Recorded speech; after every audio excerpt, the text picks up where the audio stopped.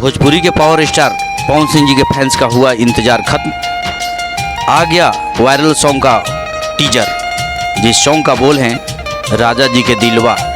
DRS music से इस song का टीजर आउट कर दिया गया है, आप लोग जाकर देख सकते हैं। इस गाने में पवन सिंह, उनके साथ शिवानी सिंह जी का मधुर आवाज़ है। गाने के राइटर आशुतोष तिवारी जी और म्यूजिक से सजाया है प्रियांशु सिंह जी ने।